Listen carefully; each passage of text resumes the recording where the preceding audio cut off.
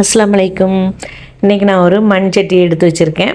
அதில் வந்து எண்ணெய் ஒரு 3 டீஸ்பூன் எண்ணெய் ஊற்றிட்டு சீரகம் போட்டு தாளிக்கிறேன். தாளிச்சிட்டு பொடி உள்ளி, வெள்ளைப்பூடு, பச்சை மிளகாய் இதெல்லாம் போட்டுட்டு இது கூட கொஞ்சம் கேப்சிகமும் கட் பண்ணி போட்டிருக்கேன். ஏன்னா குழந்தைங்களுக்கு பச்சை மிளகாய் போட்டால் சாப்பிடும்போது எரிக்கும்பாங்க, உரைக்கும்பாங்க. அதனால தான் கேப்சிகம் போட்டிருக்கேன். போட்டுட்டு நல்லா வதக்குறோம். இது எதுக்குன்னா முருங்கைக்கீரை கூட்டு செய்கிறதுக்கு தான். இந்த கூட்டு செஞ்சு நீங்கள் குழந்தைங்களுக்கு கொடுத்து பாருங்கள். கீரை சாப்பிடாத குழந்தைங்க கூட திருப்பி கேட்டு வாங்கி சாப்பிடுவாங்க.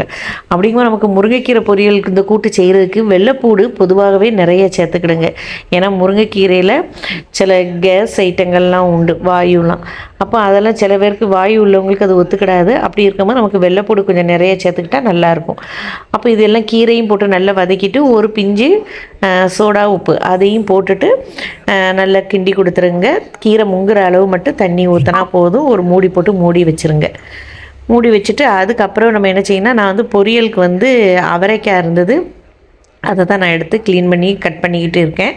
அவரைக்காய் கட் பண்ணி முடித்தோடனே இதுக்கு தேவையான அளவு உள்ளி, பச்சை மிளகாய், கேப்சிகம், கருவேப்பிலை இது எல்லாமே நம்ம வந்து கட் பண்ணி நம்ம எடுத்துக்கிடுதோம்.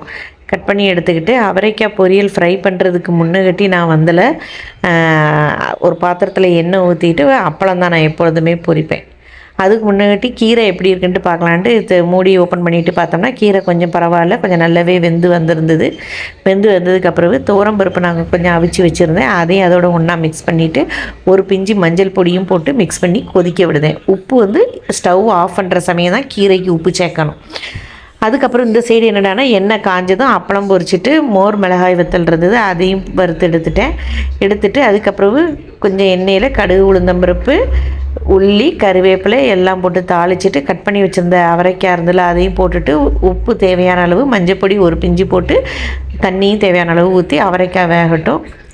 அது வந்ததுக்குள்ளே இங்கே கீரை எல்லாம் நல்லா ரெடி ஆகிருச்சு. கீரை ரெடி ஆனதுக்கப்புறம் கீரைக்கு தேவையான அளவு உப்பு மட்டும் போட்டு கிண்டி கொடுத்து ஸ்டவ் ஆஃப் பண்ணிட வேண்டியதான். இந்த சமயத்தில் நமக்கு அவரைக்காய் பொரியலும் நமக்கு ரெடி ஆகிருச்சு. மழையும் நல்லா பெஞ்சு இப்போ தான் கொஞ்சம் விரித்த மாதிரி இருக்குது.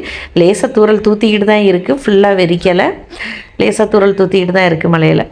அப்போ இந்த சமயத்துலலாம் நமக்கு வந்து இந்த முருங்கைக்கீரை கூட்டும், அவரைக்காய் பொரியல், இல்லைனா வத்த குழம்பு, இல்லைனா புளிக்குழம்பு இதெல்லாம் இந்த மழை டயத்தில் சாப்பிட்றதுக்கு காரசாரமாக சாப்பிட்றதுக்கு ரொம்பவே நல்லாயிருக்கும் வெஜ்ஜில் வந்துல.